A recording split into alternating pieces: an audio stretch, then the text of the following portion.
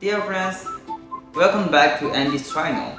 This time, we are going to delve into and decode the topic of how powerful of senators. I hope you will find it interesting. The permanence of US senators is something everyone should be familiar with.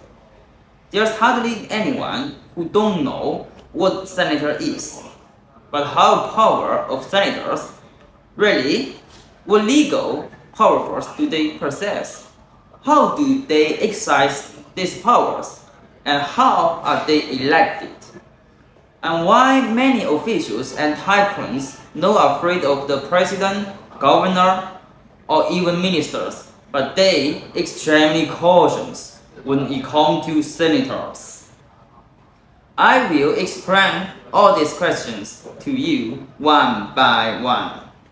So how powerful are senators? Senators, in fact, wield immense power in United States.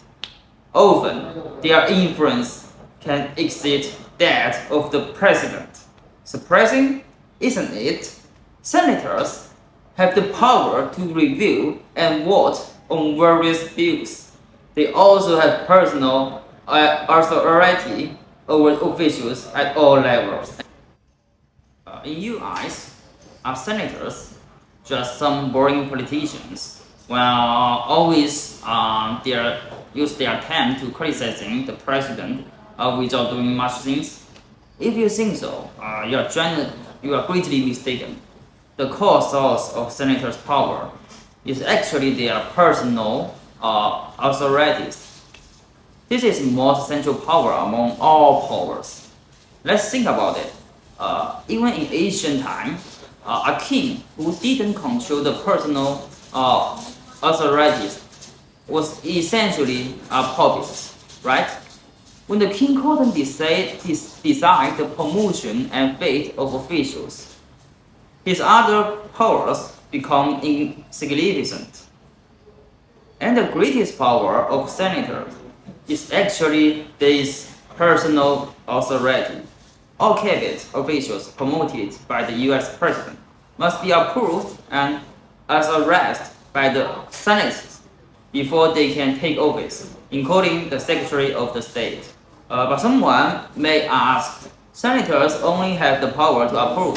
Why don't they have the power to dismiss official, right? Then why do we say they have the personal authority? The reason is simple. There are courteous officials with really power in United States, and the president don't have the energies to manage and appoint them one by one. The president generally only appoints a few dozen of ministers and some important directors, such as the directors of FBI and CIA. The fate of most of other officials, big or small, is decided by senators. Senators can determine the fate of many powerful officials. The leadership structure of the American government is actually door leadership, which is quite similar to China. For example, the police chief is led by both city committee and the provincial public security of department.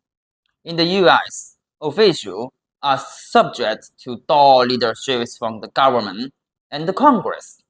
The CIA, led by both the President and the Department of National Security, as well as Senate Intelligence Committee. And in many cases, the senators in charge of intelligence have more weight in the field of intelligence than even the president.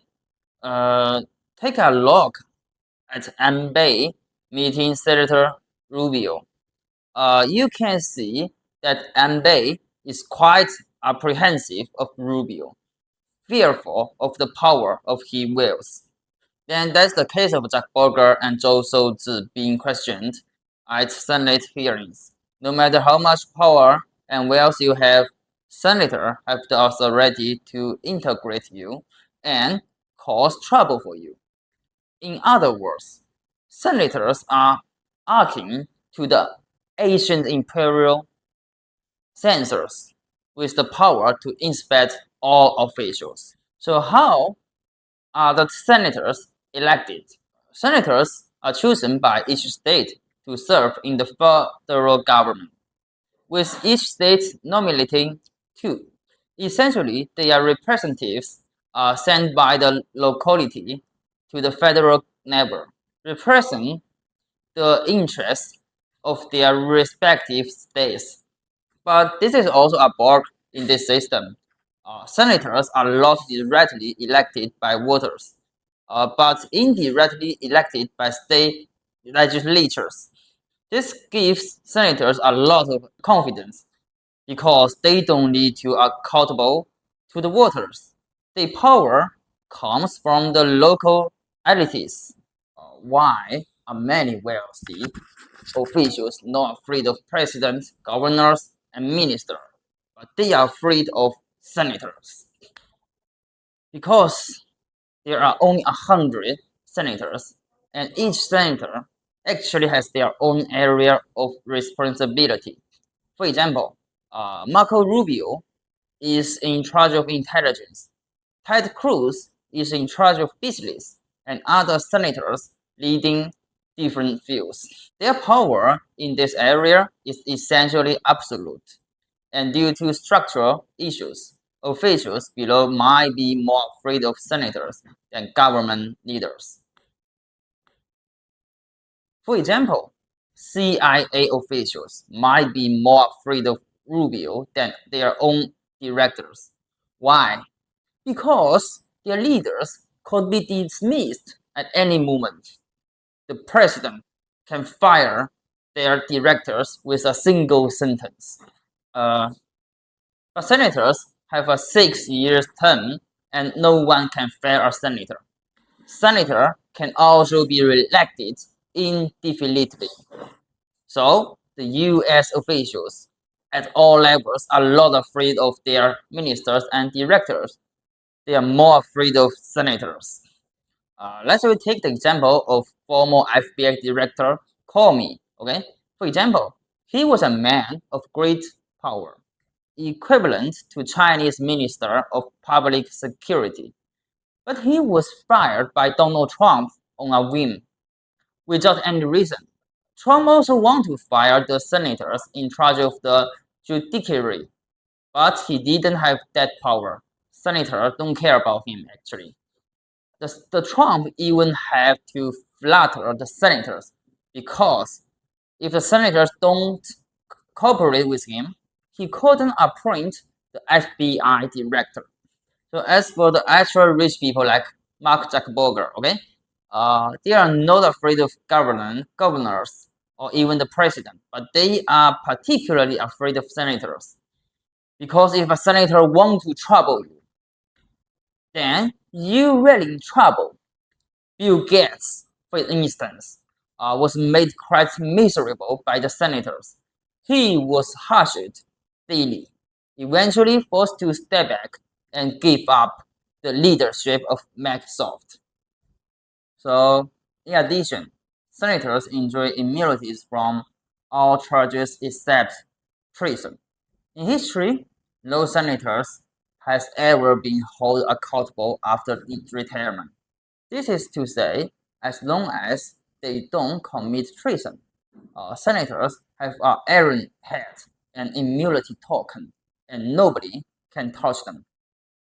Therefore, this is a tremendous power widely enjoyed by the senators, including but not limited to personal appointments, review power, bill review power, oversight power, decision-making power in specific fields, and a series of other significant powers with almost no restrictions. Alright, my friends, that's our program today, discussing how powerful senators really are. We hope you enjoyed it. And if you think our video is good, please like, comment, share, and click the little bell below to follow us. Thank you very much.